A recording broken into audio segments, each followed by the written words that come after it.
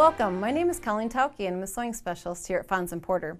In this Quilting Quickly tutorial, I'm going to show you how to put together the bag called Bow Tie Tote Bag. If you'd like to purchase this pattern, you can visit our website and you can purchase it there. Okay, we've got the bag sitting here in front of me, and you can see that it is made out of 5-inch squares, and then we've added some fabric for the top border, the handles, and the bottom of the bag, and also the lining. So let's just jump right into the construction. What we're going to first do is we're going to work on those handles. So the handles are cut from the fabric that we've added to it, this turquoise. And follow your instructions for cutting the dimensions that are required for the handle. Now if you'd like to adjust the length of the handles, if you like your handles to be a little longer, this is the point where you're going to want to cut your piece a little longer and then figure that into your construction. But what we do is fold them in half, iron that, and get that center mark. And then you're going to go to the iron also and turn the outer edges toward the center till they meet. So you have what looks kind of like bias tape, like this. And then you're going to be taking pieces of interfacing. This is a woven fusible interfacing. It has kind of a bead feel to one side of it, and that's the piece that you would adhere to the inside of this handle. So you open it up and lay it in, and you're going to fuse it in place with an iron. And a lot of times when we make bags, the handles are the point where it breaks down. They get kind of crushed and soft and flexible, and they don't keep their stiffness. Now, if you really want to add a little bit more, you can actually add 2 layers of interfacing, one on top of the other here, and make the stability of those handles a more almost like a canvas kind of feel to them. So basically you just layer one on top of the other. That's a little tip you get from watching the tutorial here. And that way when you're finished, you'll actually have 4 layers of that stabilizer in there, because what you're going to do is once you iron those in place is you're going to fold this around and fold it once more, and that will make a really strong, stable handle for your bag. And I've got one here that is already done, and I've top stitched then about 1/4 inch from each side of that handle all the way across, so they're ready to go. Okay, we've got bag handles then constructed, so we can set those aside and continue with our construction. If you look at the portions of a bag here that have a little bit of piecing to them, what they are, they're created from a 5-inch square and then smaller squares that we're going to add a triangle to opposite or to one corner of each of the blocks. So what we're going to be doing is wanting just that triangle left behind on our block. So what we're going to do is take some of those and we're going to mark those diagonally, corner to corner. Use your favorite fabric marking tool and go just corner to corner so that you have a stitching line, so that when you then lay this square on top, you're going to be able to stitch from corner to corner across the block. And then once you stitch there, you're going to trim away the excess, and you will have blocks that look like this. And go through the pattern and make the number that's required, that the pattern calls for, and then you're going to arrange them for the front of your bag. Actually, front and back. It's the same front and back on this one. Let me move these out of the way so we can actually look at the piece then. The diagrams in your instructions show you, I'll kind of fold this over so it's not quite so large, that there is a small border that will end up at the top of edge of your bag. Then you've got this pieced section, making sure to arrange your little triangle pieces so they make that bow tie across the center of your bag. Then there's a large portion of the turquoise, which is going to become the bottom of your bag, and then you have another piecing section there. So this is going to be the whole outer shell of our outer portion of your bag. You're going to layer this with a piece of batting only, no backing, and you're going to quilt this however you desire to do. Spray-based is a great product that you can find at purchase at our website, and you can adhere this to the batting and then quilt it in any manner that you would like. Now it does have the instruction have you cut your batting a little larger than this portion so that the shrinkage and things as you're working on it, they're allowed for that. And then when you're done quilting, you go in and cut all the way around and trim the batting away. And this one has already been trimmed. You can see here on the back, it's a little easier to see, that's just quilted to a piece of batting.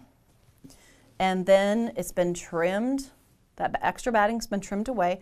And I've already begun the process of making the bag, but let's go through that process here. What we're going to be doing is using a 1/4 inch seam, we're going to close in both. We're laying it right sides together. You might want to double check to make sure that your seams where you put, say the bottom of the bag and your pieced portion, so that those line up so that seam will be pretty on the end of your bag. And you're going to just simply go in and make a 1/4 inch seam straight down each side of the bag. Now you can see that the other side of the bag isn't flat anymore. I've already boxed to that corner, but I wanted to be able to show you that it begins with a very simple seam, 1/4 inch down the side of the bag.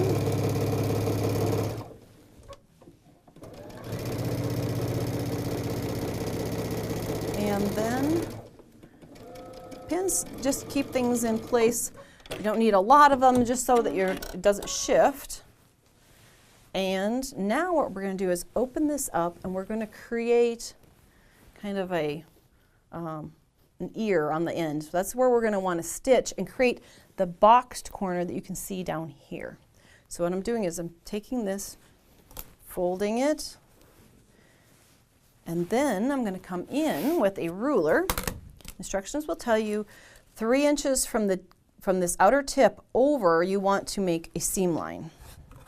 So we're going to take a simple ruler, and I'm going to find the 3 inch line, and I'm going to line that up with my triangle tip. And this ruler, square ruler, also has a diagonal on it, which is great because then it needs to be right along the fold of my bag. So as long as I have 3 inch there and that on the diagonal, I know that then this will be the place where I need to stitch. That marking pen isn't going to work quite as well.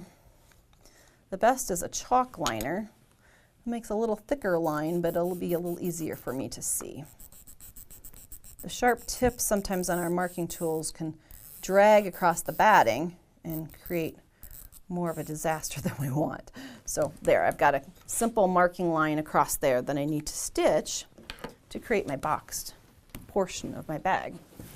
So then I can, bring it in the chair. Then I can stitch across. Some people will come and stitch this twice, depending on how heavy duty your bag is going to be used. Most of mine don't carry too heavy of items, but if you'd like to double secure that, you can stitch across it twice. Remember, we don't do a lot of back stitching, but here you'll want to back stitch at each end and tie off. And then we will take it out of the sewing machine. And once I've got that stitched, now you wouldn't be stitching with red, that's for your benefit. You would probably be stitching with a turquoise. You can trim away the excess, leaving about 1/4 inch of a seam allowance behind like that. So now we have the boxed corners for the outer portion of our bag. Now that part is prepared. What we need to prepare is our lining. So in the same manner that you did the outer portion of your bag, you're going to do the same thing with your lining. You're going to start with a large rectangle, and you're going to seam along each side, 1/4 inch seam, and you're going to create that boxed corner. Just for review, you can see that I've come in and drawn my line 3 inches from the point over, created that line where I'm going to create the boxed portion of the bag. I've got one that's already boxed and ready to go. Do note that when you're making your lining and you're sewing down those sides, the instructions do have you leave an opening along one side because that's where you're going to turn your bag. So we'll be back in just a moment, and I'll show you how to layer the pieces together to make sure that your handles are proportioned properly. Okay, now that we're back and we've got our bag assembled, I wanted to show you that we had the outer portion of our bag, the lining. I placed the handles down in between. I measured 6 inches from the side seam over to where the handle placement needed to be. And then about the turning, because that's the fun part. The turning, remember we left the side seam open, so all we need to do is reach in and grab the portion of our bag and begin the turning process. Now it seems like it's going to be impossible to get all of it through that hole, but it will work. Just a little bit at a time, work our way to get the entire bag turned inside out. This way we don't have to worry about seeing much of our little hidden seam will be on the inside when we're finished with our bag. The handles are coming through now, and then we can flip the rest of the lining inside out, kind of like turning a pillow. Okay, and then we want to make sure we put the lining inside the bag. So you're gonna be going back later at some point. You'll want to come back, just want to point out, and close that opening. You can close it by hand or by machine, and so that part is taken care of. We'll put the lining down into our bag. Kind of give it a snap so that it goes down. There we go. Slide it in, kind of matching up those boxed corners along the lower edge. And then when you're all finished, getting close to the end of it, you can come in, let's see, this one's nice. You can come in and edge stitch along the very impress the seam, nice and neat, and you can do an edge stitching about 1/4 inch all the way around the top edge of the bag to finish your bow tie tote bag. If you'd like to see more of our video tutorials, visit our website. Thanks for joining me today.